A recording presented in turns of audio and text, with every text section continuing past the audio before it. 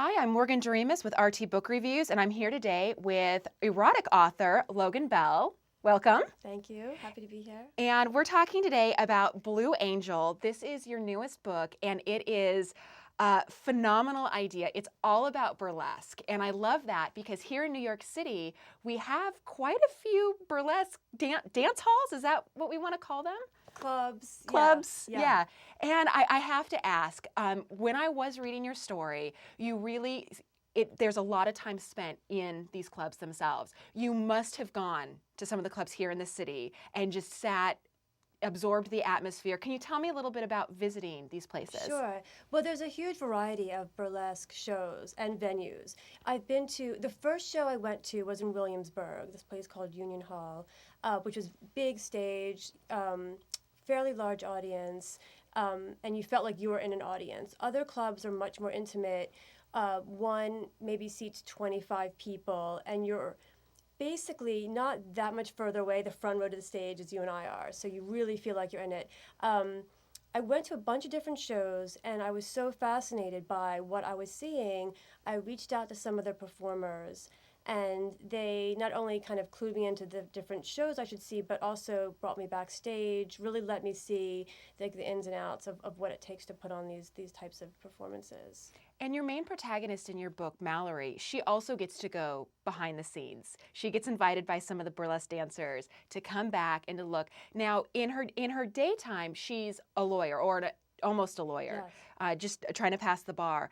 And so she's kind of very staid. When she first shows up to the burlesque club, she's in like a pencil skirt from Ann Taylor. She's very kind of, I don't want to say dowdy, but definitely kind of maybe downplays her femininity. So when she does go in and sees these dancers who are very artistically, they're stripping, they're taking their clothes, but there's very much a dance, there's very much an artistry involved in it. It kind of really opens her eyes to this entirely new world.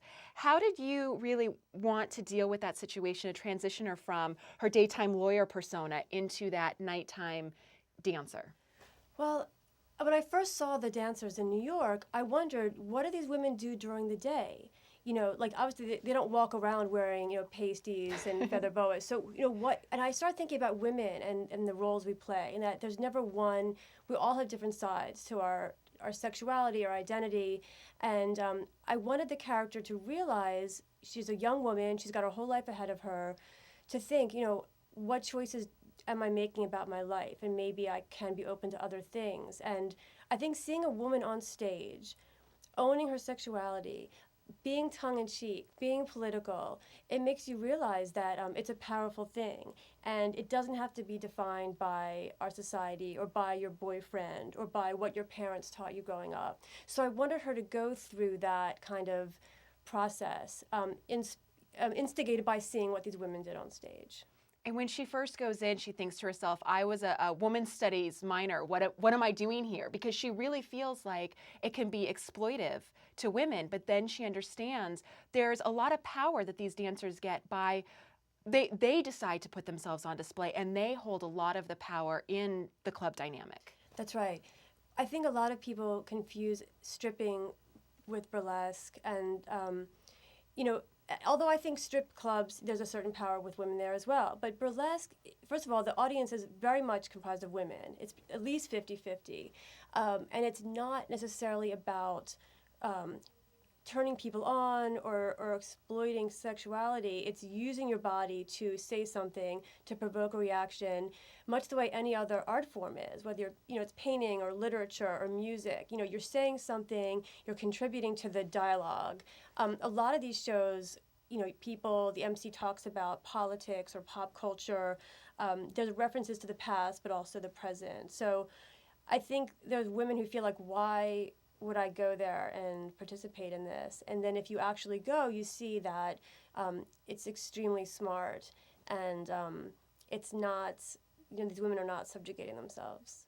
Well, I like that you mentioned the MC because and you explain this in the book, when you do go into a club, there's the audience and then there's a stage where the dancers come out, and then there is this MC, this voice that you hear between the acts and even sometimes during the acts, and this person is maybe explaining what's happening on stage. He's also, or he or she is also kind of instigating the audience to participate in a way. It's kind of goading a reaction maybe from them. When you went to these burlesque shows, what were you noticing as an audience member, maybe that was happening, the dynamic between the performer and the audience? The performer or the MC? The performer and the audience. It's funny. The performers all have different attitudes. Like there's this one performer, Nasty Canasta, who I love. Okay, these names are just The hilarious, names are by the way. They're so funny and creative, and they usually indicate something about the persona. So this woman is very like dominant and standoffish, and you watch me, and I'll put on a show for you. And there's an irony to her. This one performer, Anita Cookie, would literally kind of, shake herself at the people in the front row once she came out and literally like took her gum out of her mouth and put it in the person's mouth who I was sitting next to. So, and the audience, the people who enjoyed the most let themselves get sucked in. The MC really encourages you. A good MC says, look, this is participatory. We want you to yell. We want you to respond. We feed off of you. And you can see the audience, like, there's always someone you can tell who, like, hasn't been before and isn't sure what to do, as I felt the first time I was there. And then there's people who really know, and they yell, and they, like, catcall, and they stomp their feet. And the energy in the room, it's like the difference between, it's like being at a rock show at some of these places. Wow, that's really interesting. So would you recommend that even women who might not have thought to go to a place like this before, would you really recommend them going and checking it out?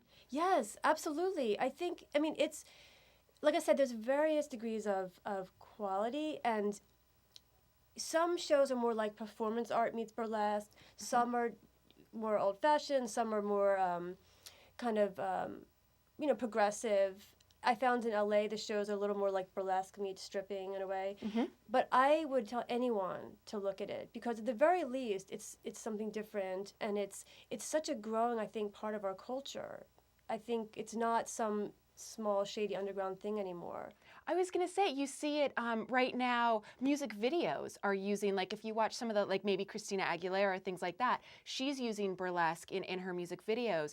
You have people like Dita Von Teese, who's really become part of popular culture, and she teaches classes, and she's really, you'll watch her on TV, and so it really has become part of mainstream pop culture rather than just a small subset underground that nobody talks about. Absolutely, and I think even huge performers like Lady Gaga, I'd heard that she kind of came from burlesque. Yep. And even I think what people respond to in her persona or her act is the way she uses costume and playing with the notion of identity, playing with the notion of beauty.